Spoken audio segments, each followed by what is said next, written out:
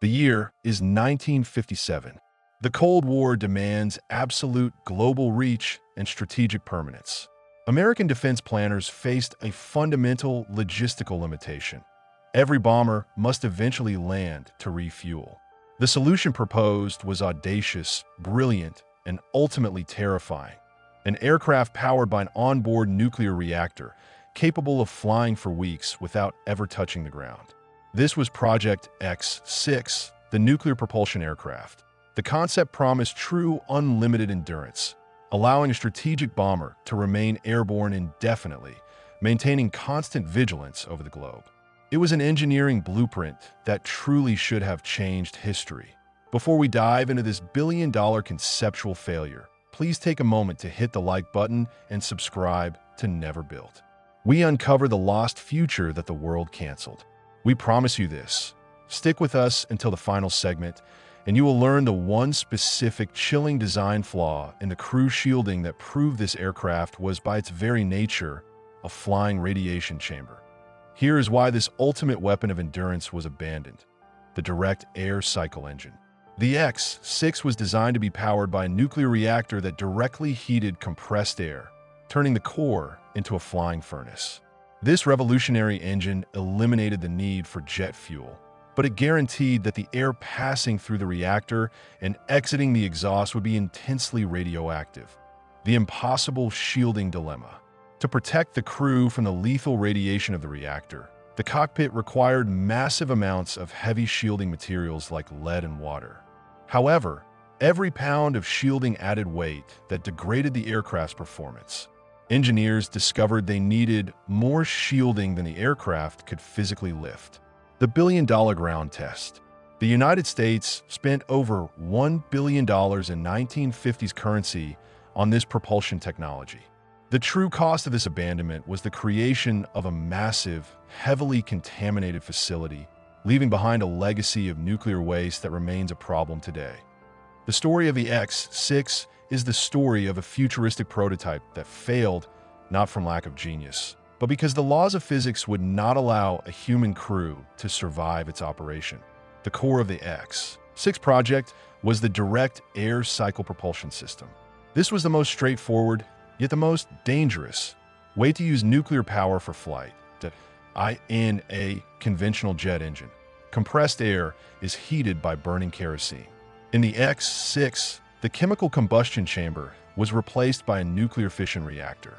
Air would be rammed into the intake, compressed, channeled through the hot reactor core, and then expanded rapidly through the nozzle to produce thrust. The only exhaust was superheated air. This design offered unparalleled endurance.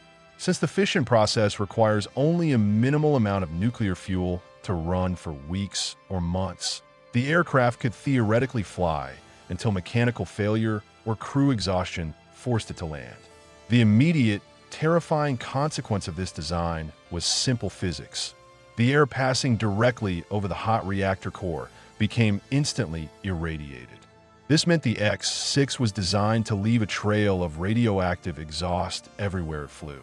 While high altitude would disperse the radiation, the risk of contamination during takeoff, landing, or low-altitude flight near friendly territory was immense.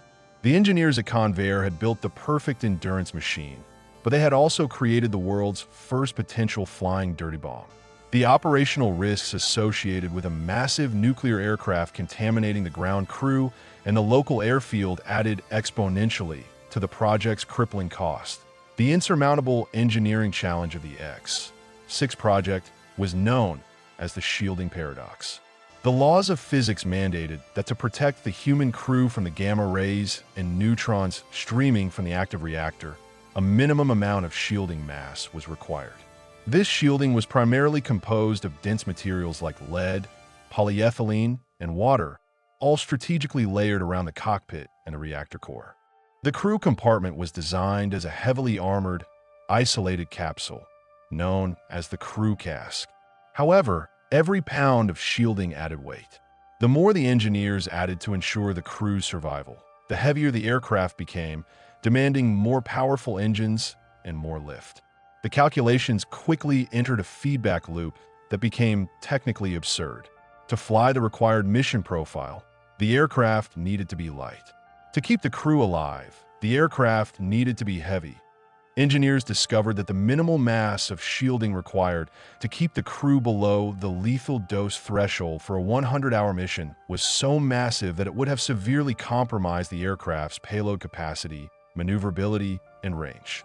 The X-6 was designed to carry thermonuclear warheads, but the weight dedicated to crew survival severely reduced the available payload. The core truth became undeniable.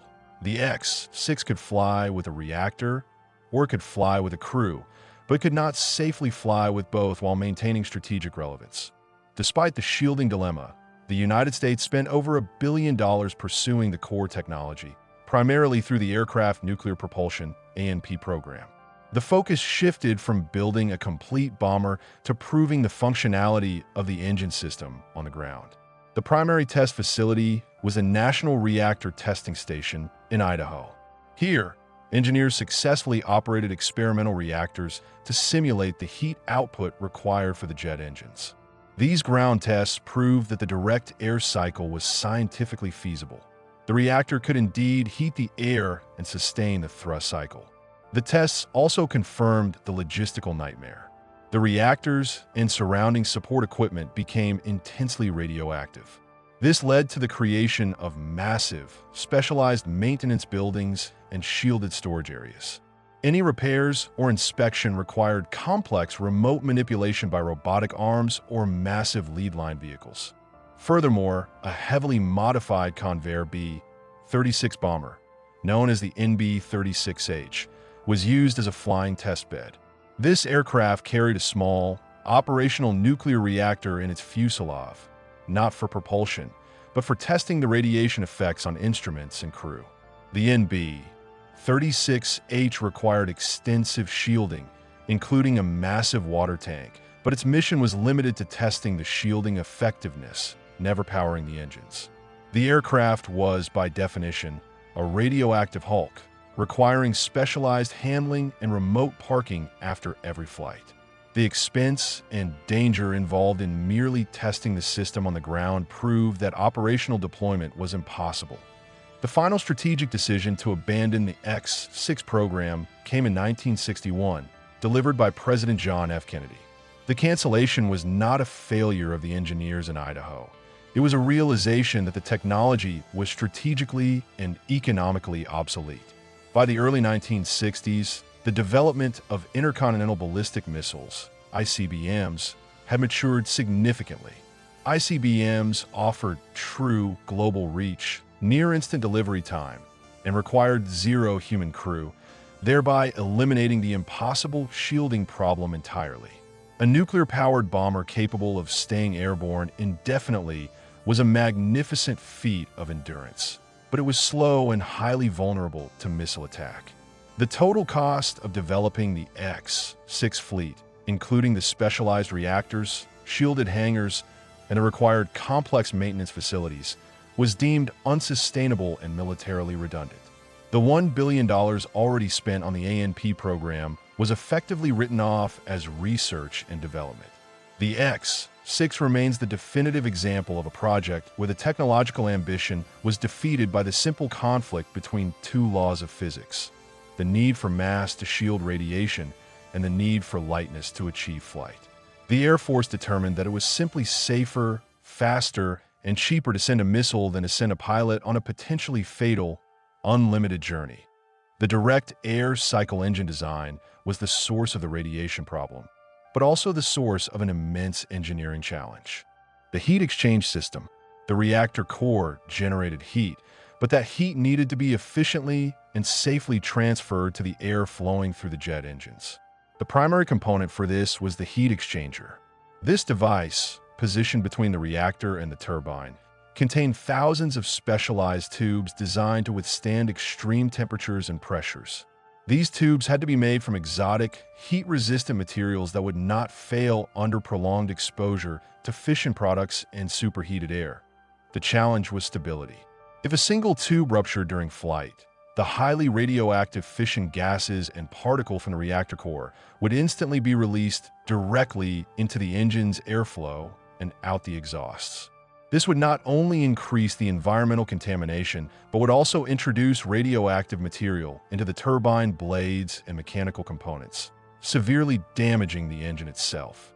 Furthermore, the heat exchanger unit had to be massive to handle the required power output, adding significantly to the aircraft's overall weight and size. Engineers discovered that the only way to achieve the necessary performance required sacrificing some of the already insufficient crew shielding to accommodate the enormous heat exchanger assembly. The engine component vital for endurance became another inescapable logistical and radiation barrier that compromised the safety of the entire flight. The operational nightmare of the X-6 extended far beyond the cockpit. The aircraft's requirement for extensive and highly specialized ground support introduced an unprecedented level of danger and expense to airfield operations. Every time the X-6 landed, it was not merely an aircraft returning to the hangar. It was a massive, moving radiation source. The entire fuselage and engine nacelles, having been exposed to neutron bombardment and fission product contamination during flight, would become radioactive. Ground crew and maintenance personnel would be subjected to chronic high-dose radiation exposure during routine tasks. This required the creation of massive, highly specialized, shielded hangars, often referred to as hot hangars, built from thick concrete and lead to contain the contamination. Maintenance required workers to operate behind massive protective walls using remote manipulation equipment, drastically increasing the time and complexity of even simple engine checks. The cost of building and maintaining these specialized nuclear-rated airfields, maintenance facilities, and disposal protocols was astronomical. The logistical tail of the X-6 was so massive that it rendered the aircraft economically unfeasible even if the flight technology had been perfected. The military realized that deploying a fleet of X-6s would require building a parallel, multi-billion-dollar nuclear ground infrastructure simply to service the aircraft. The concept of unlimited flight was defeated by the immense, costly limitations of ground operations. The X-6 project was a product of a specific Cold War strategic doctrine, the need for continuous airborne presence. The theory held that an aircraft capable of staying aloft for weeks would be immune to a surprise Soviet first strike against U.S. air bases. However, the very endurance that was the X-6's advantage became its strategic weakness. To achieve continuous flight, the X-6 was forced to compromise speed, armor, and payload capacity due to the weight of the shielding. By the late 1950s, Soviet radar and missile technology had advanced to a point where a large, relatively slow, and highly predictable aircraft like the X-6 would be an easy target once detected. The immense cost of the X-6 also meant that few units could be built, creating a small, high-value, high-risk target. Destroying one X-6 would be a massive strategic and financial victory for the enemy. The X-6 was designed to avoid a surprise attack on the ground, but it could not avoid the certainty of a missile attack in the air. The successful development of solid-fuel ICBMs and the shift to submarine-launched ballistic missiles, SLBMs, provided a far more effective and less vulnerable method of nuclear deterrence. ICBMs offered stealth through speed and trajectory, and SLBMs offered stealth through submergence. The X-6 offered stealth through duration, a concept that proved strategically flawed and ultimately obsolete. The unlimited flying time of the X-6 was defeated by the limited flight time of the ballistic missile. Beyond the structural problem of the shielding mass, the engineers faced the challenge of radiation dosimetry, determining the maximum safe exposure for the crew during a mission that could last weeks. The crew compartment was a highly complex biological engineering environment. To reduce the mass of the primary shielding, engineers relied on shadow shielding, focusing the heaviest shielding materials, lead and lithium hydride, only between the reactor and the cockpit. This was a necessity, but it left the crew highly vulnerable to scattered radiation bouncing off the surrounding airframe and atmosphere. The maximum allowable radiation dose for the crew members was a critical political and ethical constraint. Engineers had to meticulously calculate the cumulative dose for every component of the mission: takeoff, patrol, and landing. They quickly realized that the dose accumulated during a single week-long mission would be perilously close to the maximum safe limit. This meant that the promise of unlimited endurance was a lie. The aircraft might run for months, but the crew could only safely fly 1 or 2 missions per year. This crew rotation and radiation limit added another prohibitive layer of operational cost and logistical complexity. The X-6 required not just an expensive aircraft, but a massive, highly trained pool of pilots and crew who would spend most of their careers on radiation monitoring rotation. The aircraft was built for endurance, but the human body was not, reinforcing the ultimate failure of manned nuclear flight.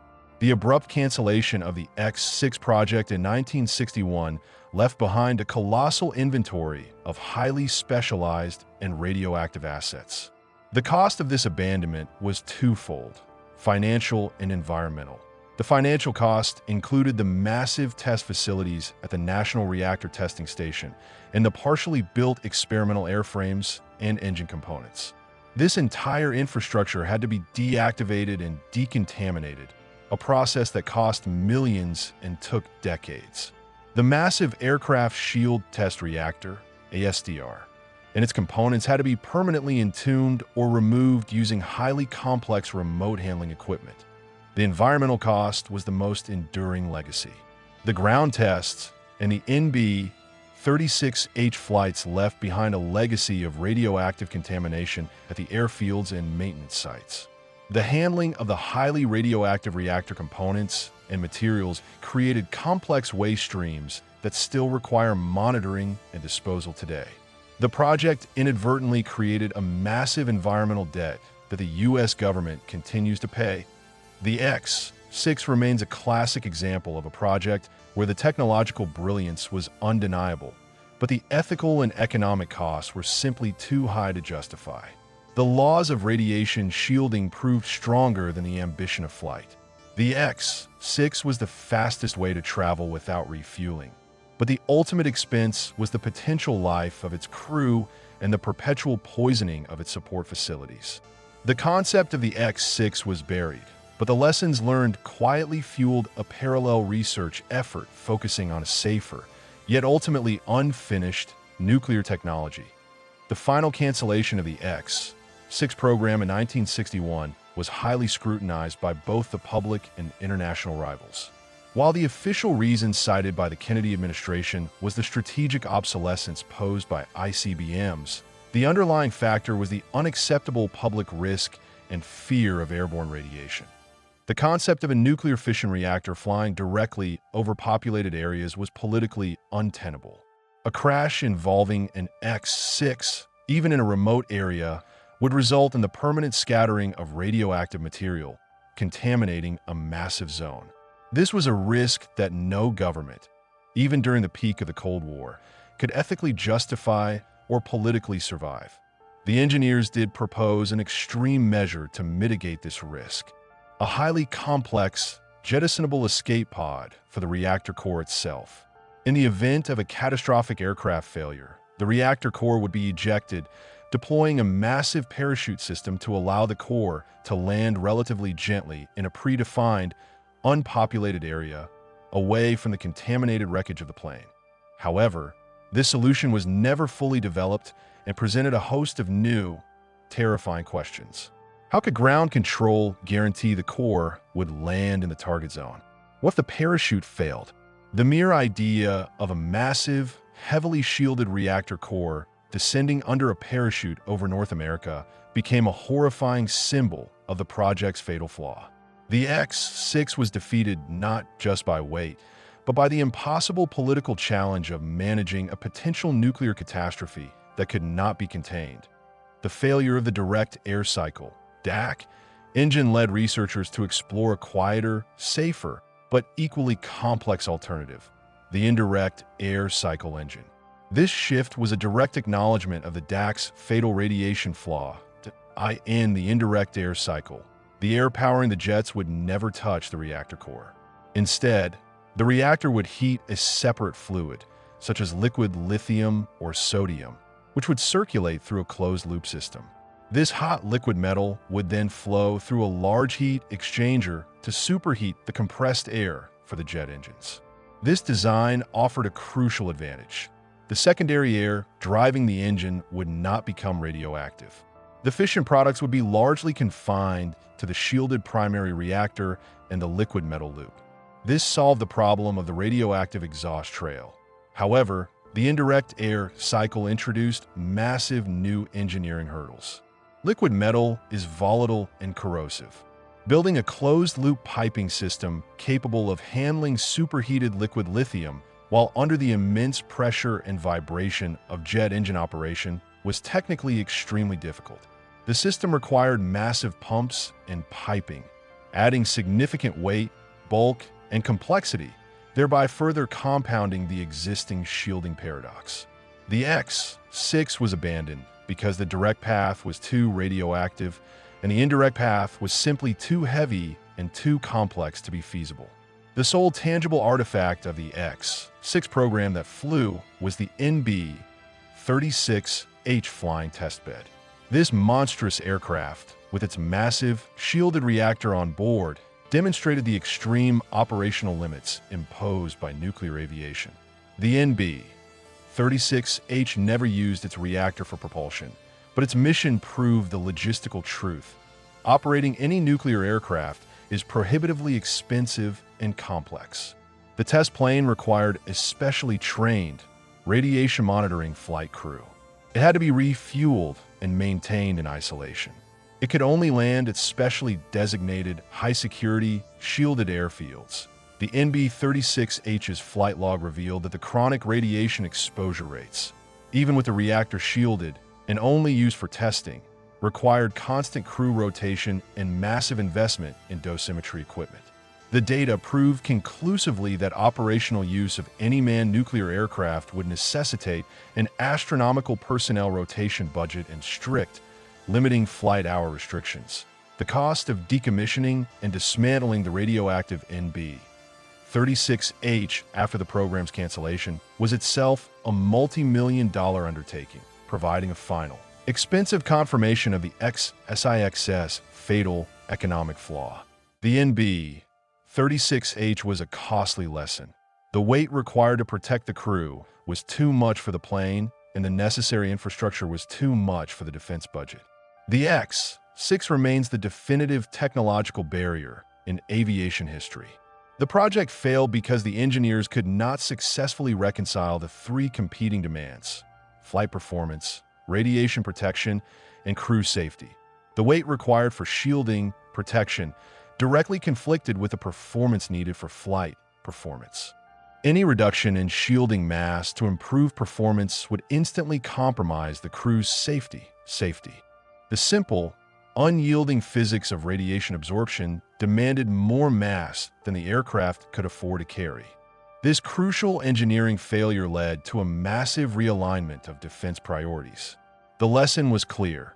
Achieving truly unlimited endurance and global reach must be done without the vulnerability of a human crew. The immense funding and strategic focus shifted permanently to the development of long-range, automated drone platforms and space-based reconnaissance satellites, systems that could carry a nuclear power source without the necessity of shielding a fragile human pilot.